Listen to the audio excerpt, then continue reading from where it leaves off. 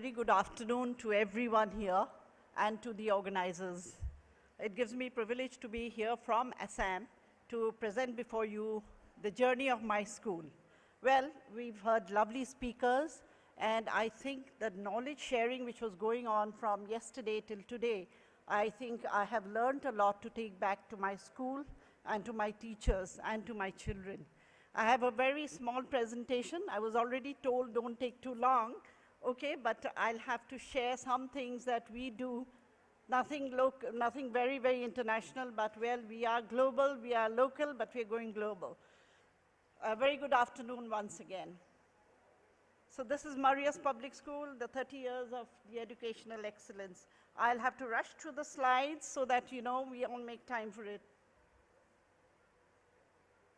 This is in the northeast of India.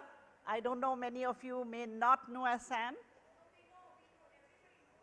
I'm so happy because a lot of people think Assam, where is it? Is it in Bangladesh or is it in Sikkim? So we are in the northeast of India, and well, this is a brief history of the entrepreneurship development.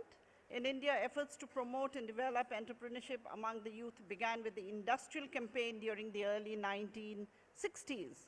So as it was taken as a form of nationwide movement, while Gujarat is credited as being the first state in the country to make planned and systematic efforts in entrepreneurship development in the northeast of India.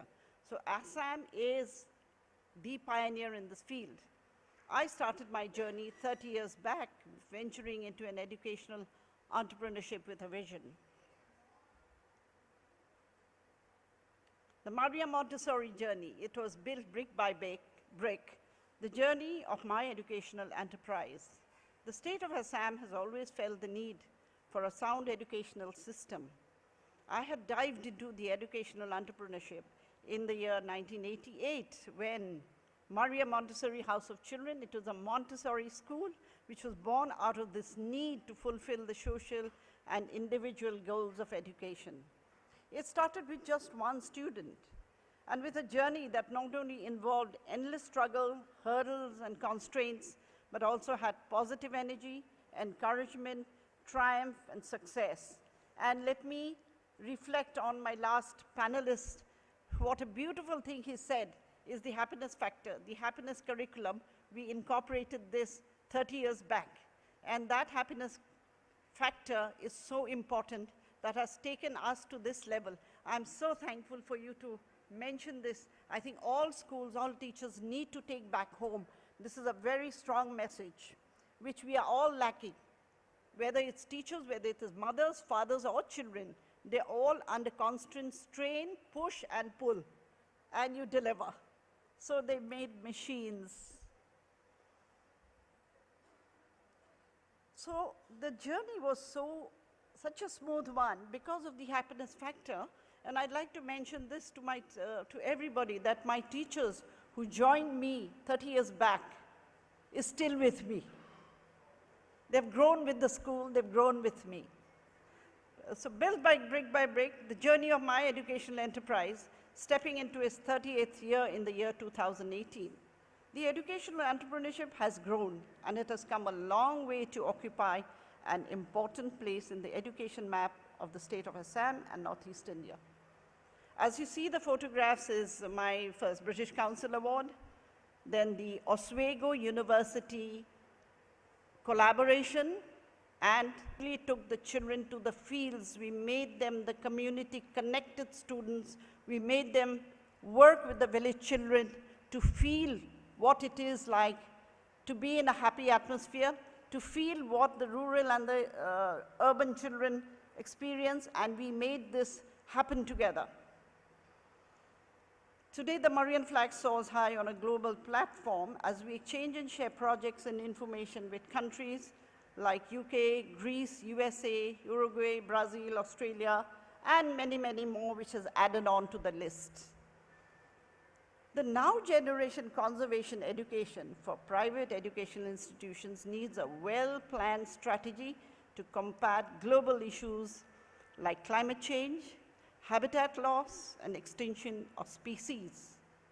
This is such an important factor that today's children forget that we are connected to our Mother Earth. We need to know our roots. We need to take care of the environment.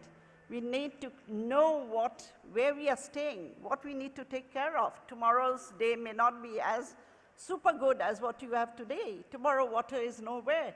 Your trees are being cut down. So therefore, the school is doing a lot to conserve the green energy.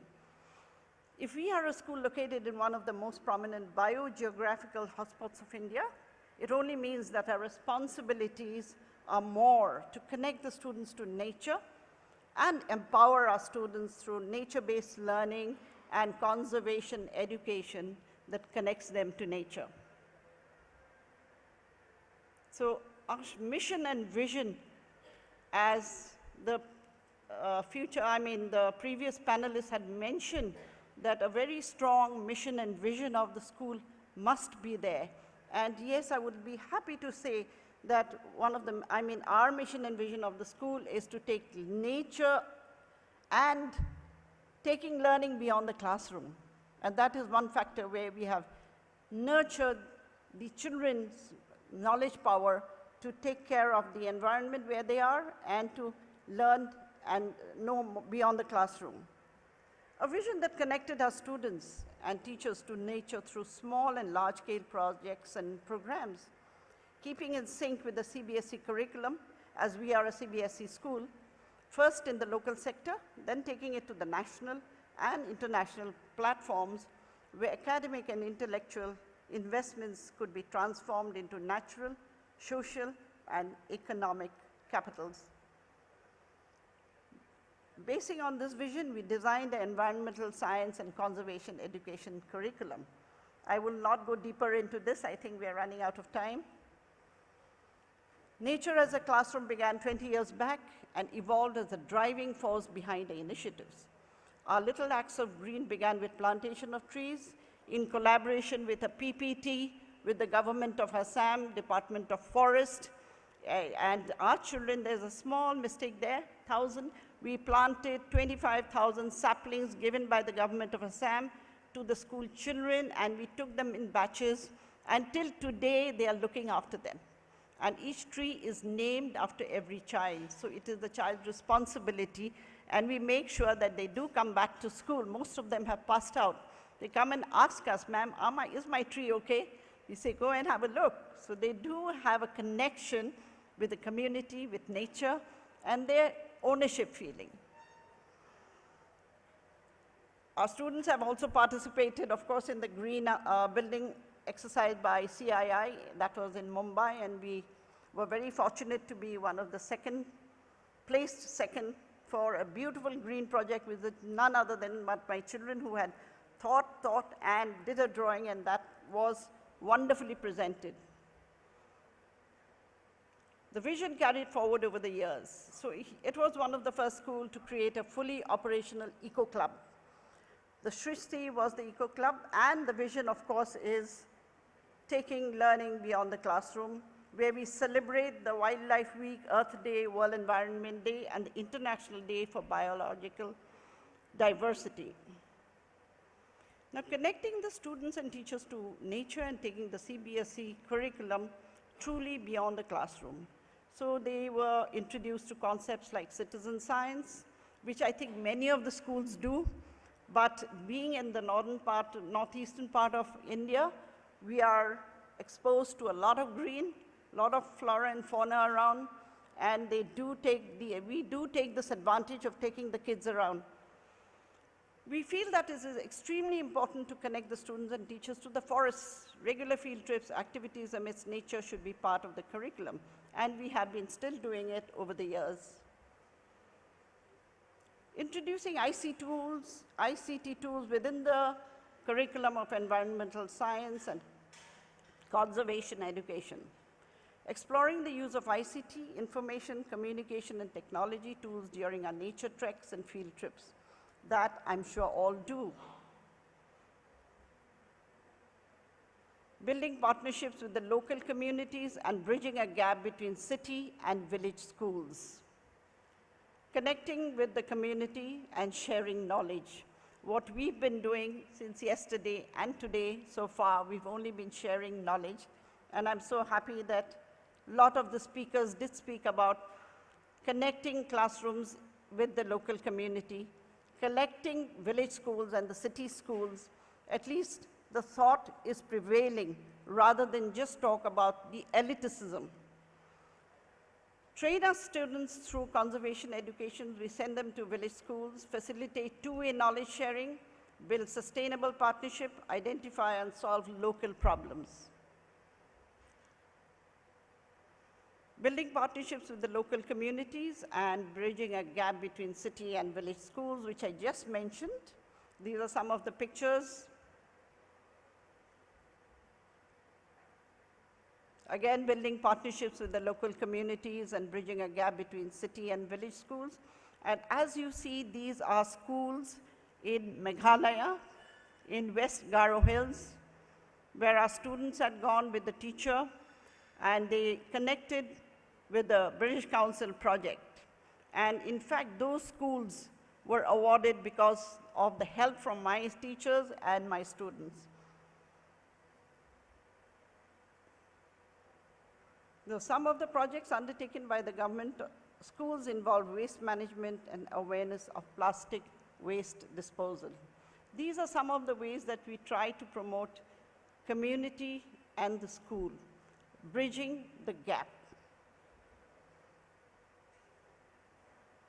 Now, another is the joint field trips with our local Guwahati schools for environmental science, and we do involve a couple of schools together in the city, and we do go together to collaborate the learning experience and to collaborate the same thought and same feeling so that we could make it a better Guwahati, a greener Guwahati, a cleaner Guwahati.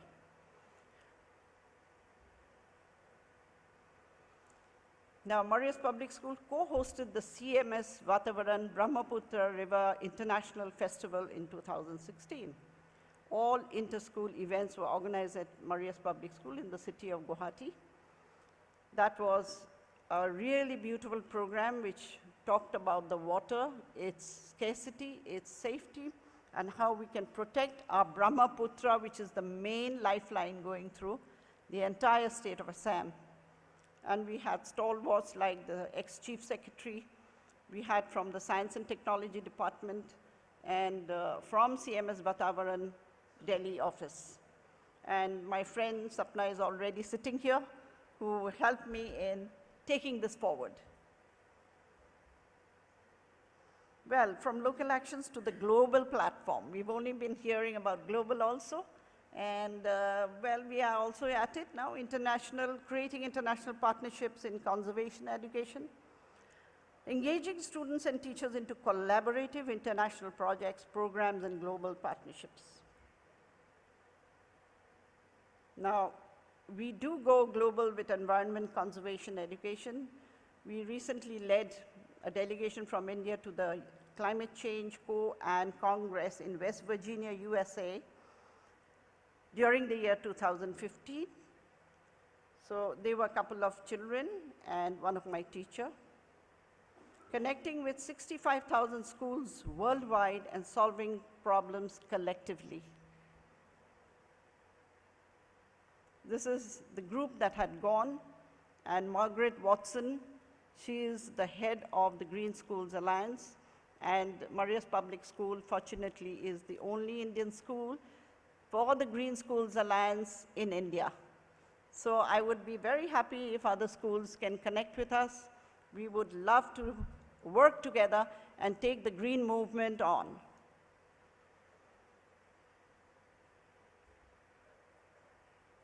This is the third MPS delegation going to the same Student Climate Congress 2017, where my daughter was also part of it, and she was from Pathways World School. So we have a couple of schools who joined us later on.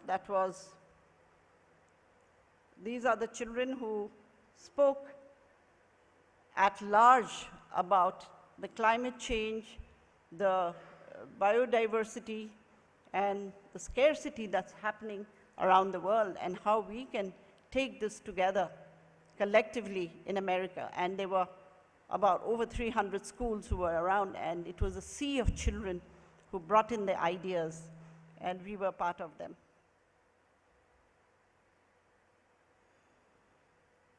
So it is the same thing in the USA, in Washington. They went around and they were doing a bit of research and educational methods, wildlife biology, and learned about pollinator conservation and garden design.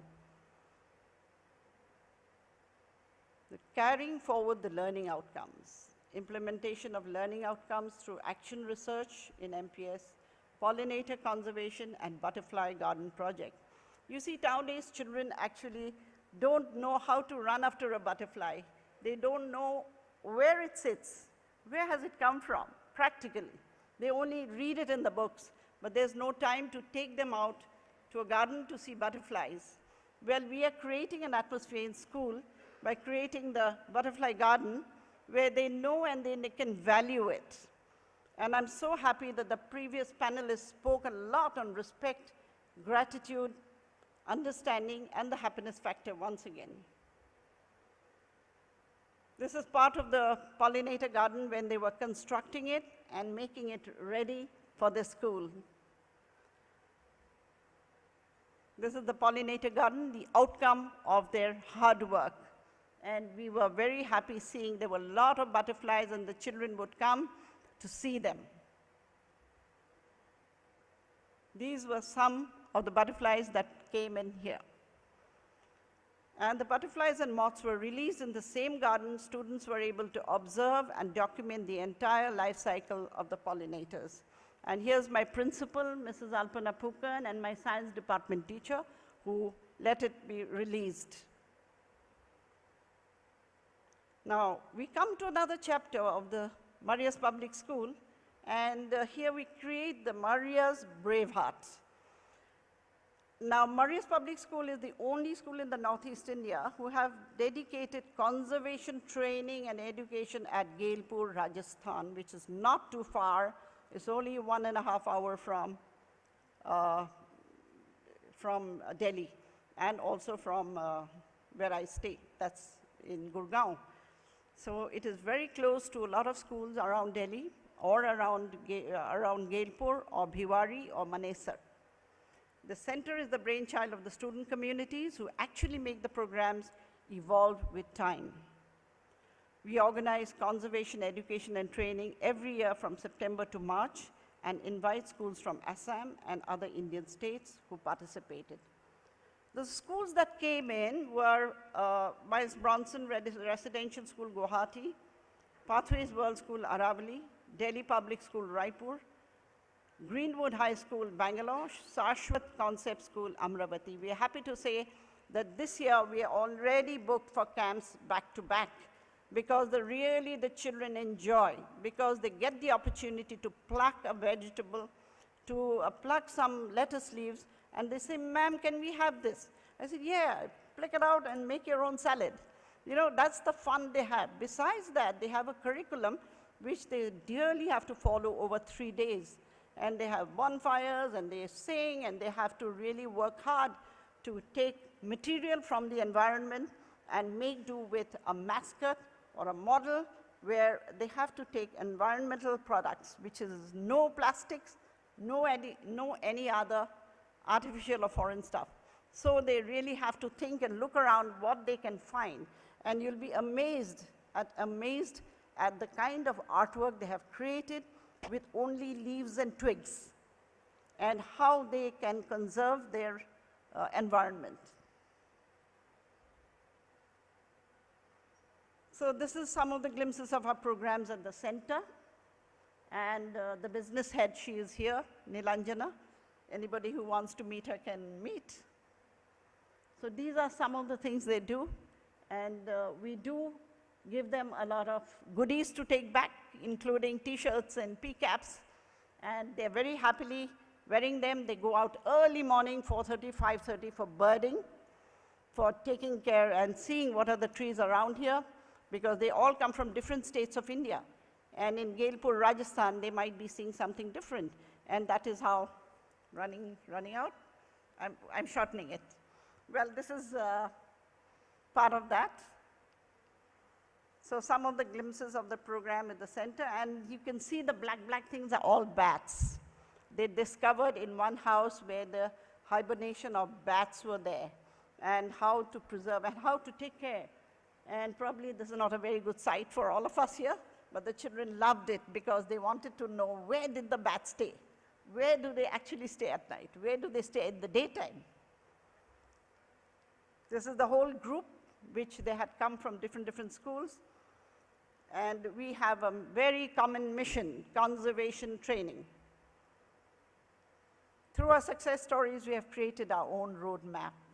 And the true essence of conservation education can only be felt strongly if we work hard to connect our students to nature, empower them through the now generation environment education tools. Maria's Education Fraternity hopes to move ahead using an organized task force and students and teachers in the coming years. Going global with conservation education. Thank you very much for giving a patient hearing, and I'm sure you're